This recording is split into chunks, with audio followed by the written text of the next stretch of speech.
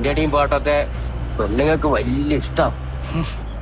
Paint അടിച്ചോണ്ട് പാട്ടും പാടും.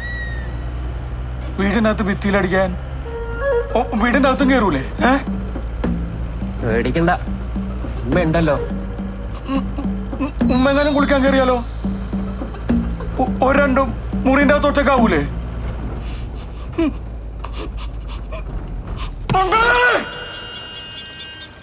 അല്ല, ഇപ്പൊ ഉമ്മ വന്നിട്ടുണ്ടോ? ഉമ്മ ഇല്ലാണ്ട് പിന്നെ തങ്ങള് രണ്ടും കൂടെ എങ്ങനെ? രണ്ടും അടുക്കണില്ല, എന്നാലും സോപ്പിട്ട ഞാൻ വീഴ്ത്തും. അതൊക്കെ രസാ. അതെ, ഇത് നോക്കിയാ അബി, ഇതിലൊരു കളർ സെലക്ട് ചെയ്തേ. ഓഫ്, നിങ്ങളെ പെരുമാനി കളർ എനിക്ക് വലിയ പിടുത്തൊന്നുമില്ല കേട്ടാ. അതൊന്നും കുഴപ്പമില്ല, ഈ ഒന്ന് നോക്കി സെലക്ട് ചെയ്തതാ. ഇത് നിന്റെ റൂമല്ലേ? ആ, ഞാൻ സെറ്റ് ചെയ്ത് തരാം. അബി പക്ഷെ അധികം ചെലവൊന്നും വരില്ല കേട്ടാ. ഈ പെയിന്റ് അടി മൊത്തം എന്റെ കാശിനാ.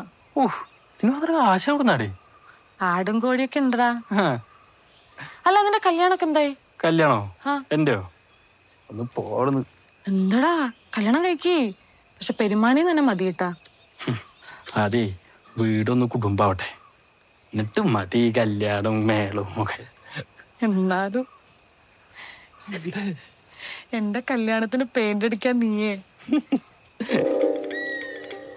എടാ, നീ ഇങ്ങനെ പേടിക്കാൻ മാത്രമൊന്നും ഉണ്ടാവില്ല. ചെറിയൊരു കളിയും ചിരിയും അത് നമുക്ക് കണ്ടില്ല നിൽക്കാം. ഓന് ചിരിക്കാനും കളിക്കാനും പെരുമാനിയിൽ എന്തോരം പെണ്ണുങ്ങളുണ്ട്. ഈ അവസാന സമയത്ത് എവിടെന്ന് പറന്നിറങ്ങിയടേ നായിന്റെ മോൻ. നാസർ നല്ല കാര്യപ്രാപ്തി ഉള്ളവനാ. എത്ര നാളായിട്ടുള്ള വണ്ടി ഇടപാടാ. 100% അവരെ വിശ്വസിക്കാം. പിന്നെ കുറച്ച് എടുത്തിയാട്ടുണ്ടെന്നേ ഉള്ളൂ. അതുപോലെ ചില സംശയങ്ങൾ അവിടെ തീരണില്ല.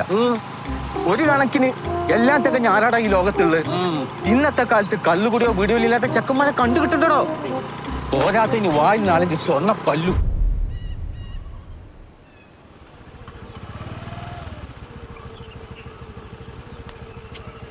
ലോകം മിന്നും വേഗത്തിൽ മാറുന്നു. പൊതു കണ്ടെത്തലുകളിൽ രാജ്യങ്ങൾ തമ്മിൽ മത്സരിക്കുന്നു.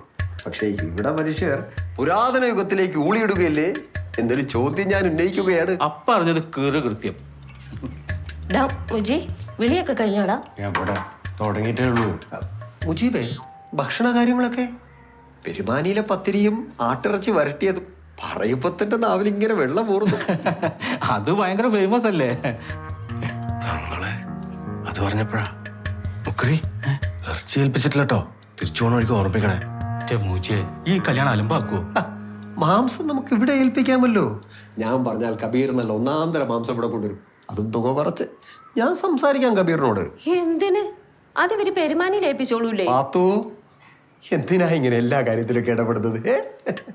നിങ്ങൾ വാ. കുഴപ്പമില്ലക്കാ, ഞങ്ങൾ പെരുമാനിയിലെ അന്തൂറിന്റെ അവിടെ ഏൽപ്പിച്ചോളാം. നിങ്ങൾ വാ. ഓരോ തീരുമാനങ്ങളും ആലോചനയോടെ എടുക്കുക.